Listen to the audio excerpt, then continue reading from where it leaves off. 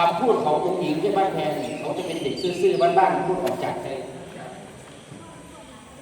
ไว้ความส่วนเยอะเขาบอกพอบุญเรื่องน้ำเด้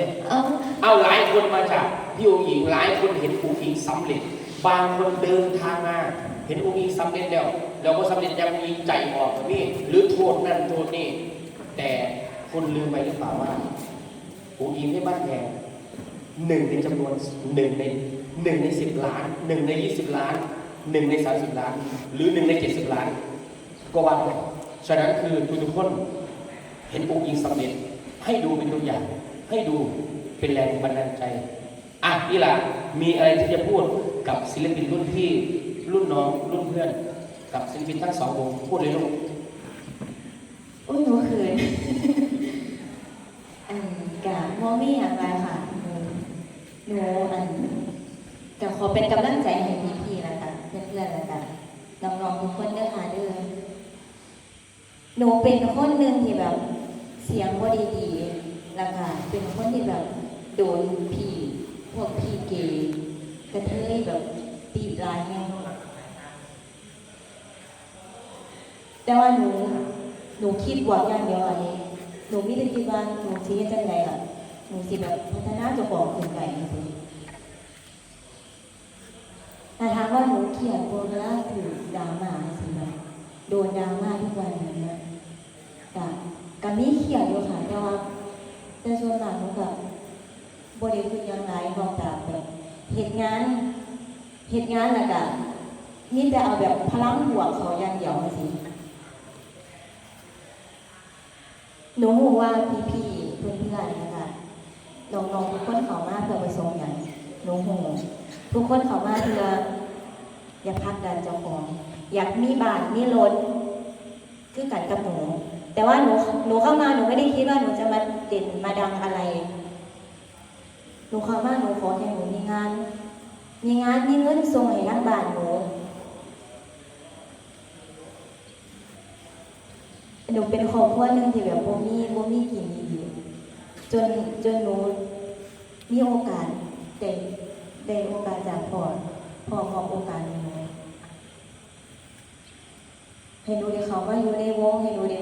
มีชื่อเสียงพ่อเป็นคนแรกเลยที่ปั่นหนูมีชื่อเสียงขึ้นมาและรองจากพ่อก็คือพ่อแม่ FC ที่ผลักดันหนูจนหนูมีทุกวันนี้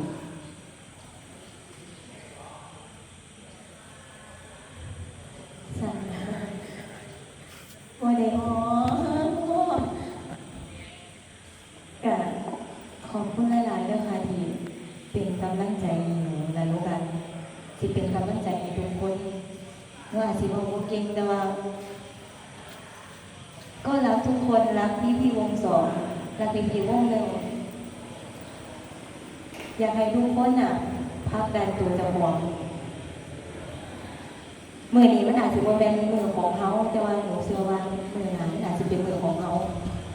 หนูเชื่อว่าทุกคนเห็นได้ค่ะเป็นได้ตรงนี้ได้แต่การที่เรื่องอะไรก็คือเขาเรื่องบุญรุ่นภูที่ท่าเรียนภาษาเขาบอกว่าขอบคุณค่ะ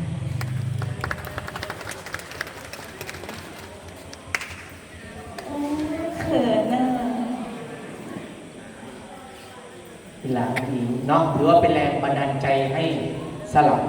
หลายๆคนโอเคลูกโอเคบางไหมในตรงนั้นนะอีกคนพี่ต้นมา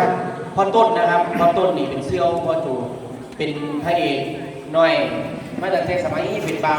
แล้วยืนจัดมาเวทีหมอลำหลายปีเหมือนกันอยู่ได้อย่างไรปฏิบัติตัวจังเลยยังอยู่กับวงการว่าได้ขนาดนี้เอาพี่เป็นถ่ายแล้วลูกครับเอาไปไหนมาพี่ต้นลงเพจด้วยนะจนตั้งอยู่ได้อย่างไรจนมาถึงปัจจุบันมีการประพฤติการปฏิบัติหรือคติเตือนใจสอนเจ้าของปฏิบัติตัวจะได้ให้อยู่มานานกว่านี้ครับฝากถึงศิลปินรุ่นใหม่ครับสวัสดีครับสวัสดีน้องๆที่เชียงสุขุมสุขนสวัสดีครับสวัสดีพี่น้องที่สุขุมสุขนครับผมตนวิมลชัยครับหลายคนน้องๆกับสมุนจักมากถ้าโดนแล้วล่ะน้องก็จะฟ้องเขานะครับเป็นเพลงมาล่ำมาตั้งแต่ อายุ15 ปีคือจริงจังอีกก็คืออายุตอน29 ปีเป็นก็เป็นหมอลำแต่ว่ากว่าจะเป็นสิ่งของปันไปถ้าบริเลยเพราะมันเป็นไงมันยากเลยอยากจะได้วันนี้กว่าสิผ่านจุดนี้ได้มันบ่แม่นเรื่องง่ายเลยใจเฮามักทางไหนเฮากับวันเอาทางนั้นใจเฮามักทางหมอลำมักทางศิลปินเฮากับมันฝึกมันสอบเหตุการณ์ที่เจ้าของมาจากที่ผมเป็นหมอลำมาตอนนี้เขาปีที่16 ปีแล้วเป็นหมอลำบ่ธรรมดาที่15 ปีพอกันกับสู้ได้บอกถ้าเข้าใจหักอีอยู่บ่ได้โดนปานนี้แม่นอีเลยพี่น้อง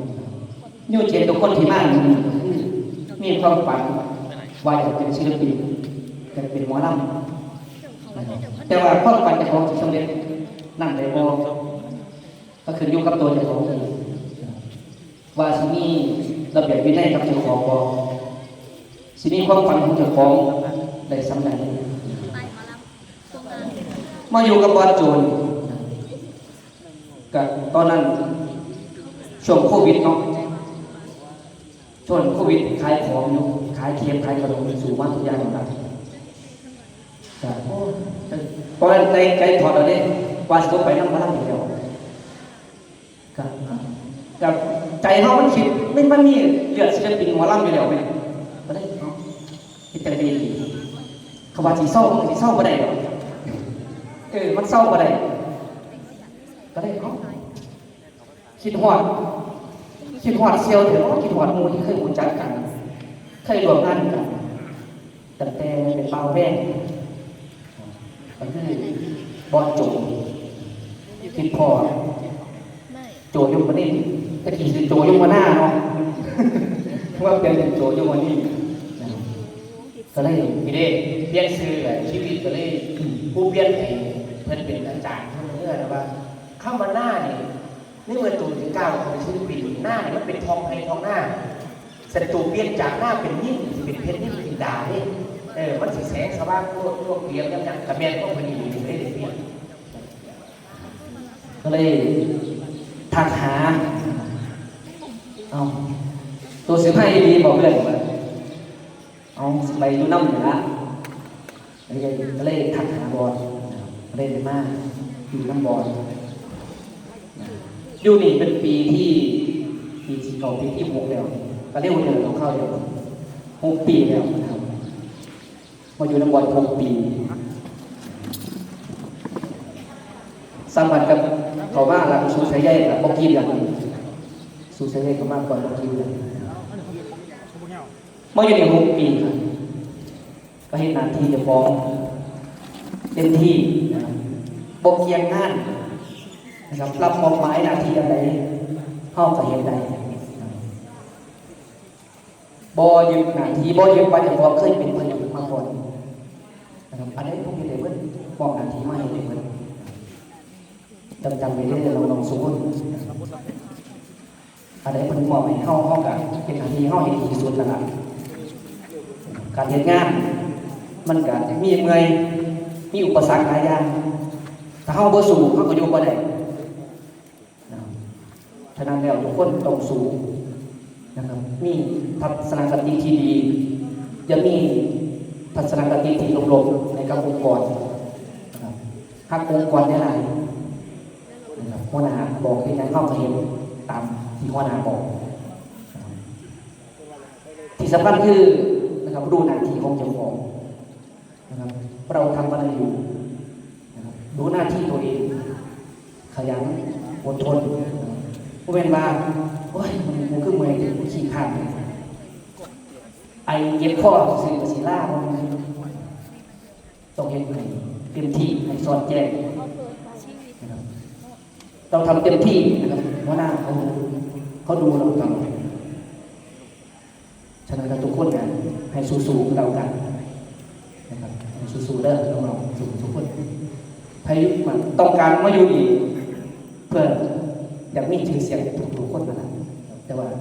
เฮาสิอยู่ได้บ่เป็นอะไรก็คือกับตัวเฮาเฮ็ดตามที่เฮาฝันเฮ็ดตามที่เฮาตั้งใจไว้ทุกคนนะสิได้มีทุกอย่างขยันอดทนที่สำคัญตรงนี้นี่โซเชียลที่มีทุกคนขยันทายขยันเรียนทำตามผู้บริหารเขานะครับมอบให้เราทุกคนก็จะได้ดีตามนะครับสู้ๆกันทุกคนครับสวัสดีครับหลายคนก็คือเราพอต้นเนาะถ้าพอต้นเชื่อว่าอยู่แลน้องๆอยู่ทีมซอยกันเขาลูกทีมคนไหนไม่บ่ป่วยอะไรกันถามพอต้นได้หรือช่วงล่ำก่อนล่ำเรือเพลงเดี๋ยว